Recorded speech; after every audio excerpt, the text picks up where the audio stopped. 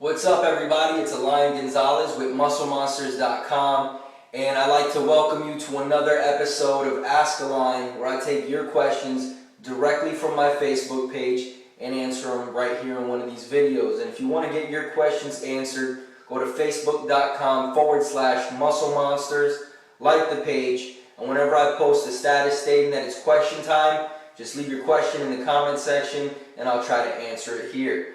Alright, so let's get right into it. The first question comes from Matthew DeLego. He says, I'm having trouble feeling hamstrings when doing stiff-legged deadlifts. Any tweaks to feel them? Yes, I had the same issue when I started doing stiff-legged deadlifts. I didn't realize that I was just focusing on keeping my legs straight and bringing the weight down, when in reality what you have to focus on is pulling your glutes out. As you pull your glutes out, your front will come forward, meaning the weight will come lower, and you'll get the nice stretch on the hamstring, and that's where you're going to feel it the most. Alright, the next question comes from Rahat Chadhuri. Which of the many variations of deadlifts do you recommend for beginners? Well, I'll recommend the traditional deadlift. Only make sure that before you start trying to go heavy, that you practice with a light weight and make sure to get your form perfect before you put on more weight, because this is one of those exercises that is great for you, but if you're doing it wrong, it could do a lot of harm. So make sure you know what you're doing first by using a very light weight and then progressively increasing the weight. Alright, sumo deadlifts will work just as well if you want to try those. Alright, he also wants to know what macro split should you apply for skinny guys. Now, there's not one set answer, but a good starting point would be just a basic 40-40-20.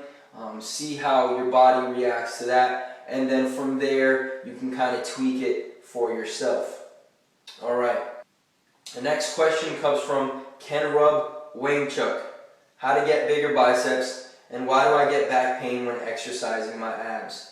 For the bigger biceps, what I'm going to go ahead and do is put a link in the description to a video that'll help you out with a few tips on how to get bigger biceps. But as far as the back pain when exercising your abs, it's probably due to improper form, using a lot of spinal flexion as opposed to actually crunching the abs. You have to remember that the function of the abs is to crunch up, right? Tighten up to protect the spine. Alright, so let's go on to the next question from Albert Herrera. What's up, Alain?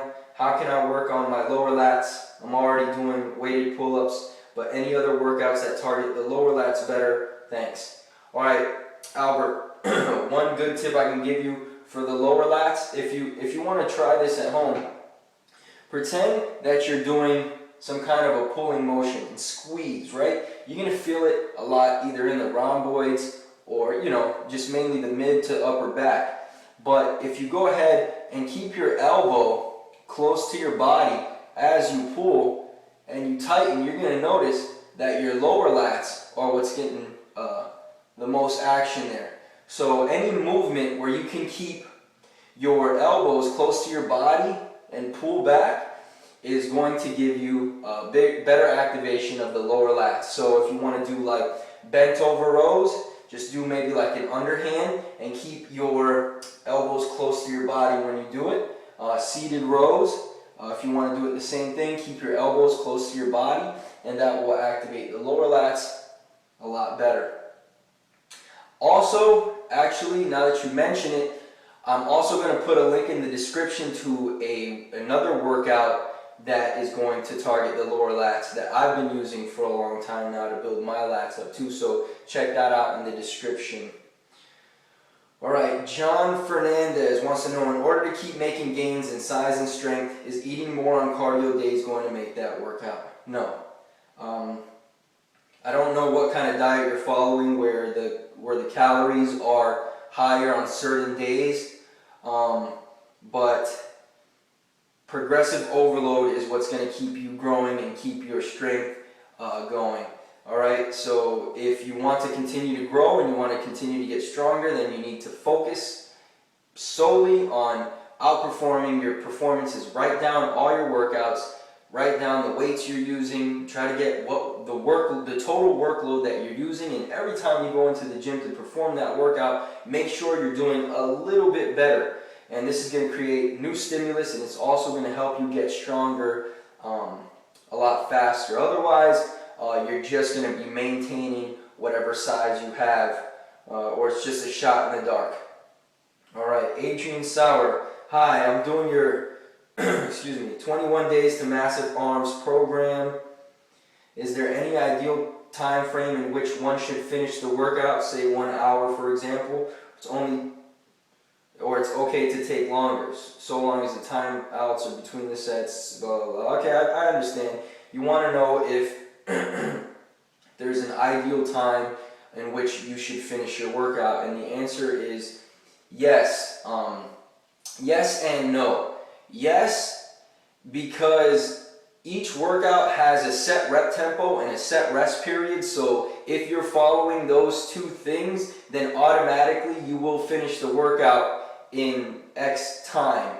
However, if you're really pushing for the progressive overload side of things, to really just focus on increasing the weight that you're using, then yeah, I would say it's okay to rest a little longer and take a little longer in the gym.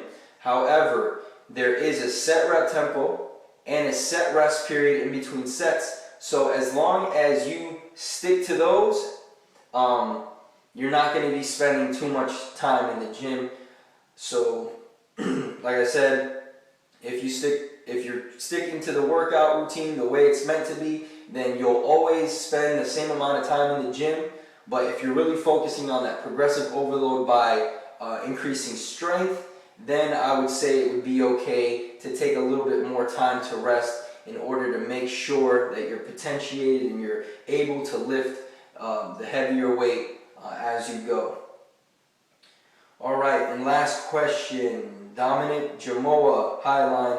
I'm 6 feet and 150 pounds. Which program and diet program out of your workouts is best for me if I want to get to about 180 to 200 pounds? Thanks.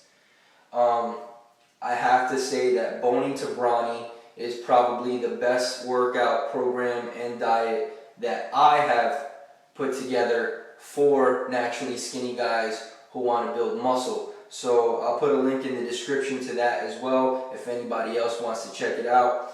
And that's the episode. I hope you guys enjoyed. I hope I answered your question. And again, if you want to get your questions answered, go to facebook.com/musclemonsters, like the page, and when I post a status stating that it's question time, put your question in the comment section and I'll try to answer it here.